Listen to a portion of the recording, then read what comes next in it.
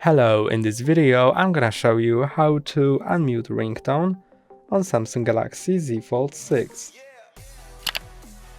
To unmute your ringtone, slide down from the top of your screen, then find this speaker icon.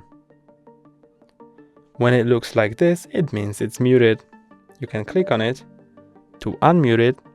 Now it delivers sounds and vibration. And when it looks like this, it delivers vibration but doesn't deliver sound. That's all for today. Don't forget to like and subscribe. See you next time.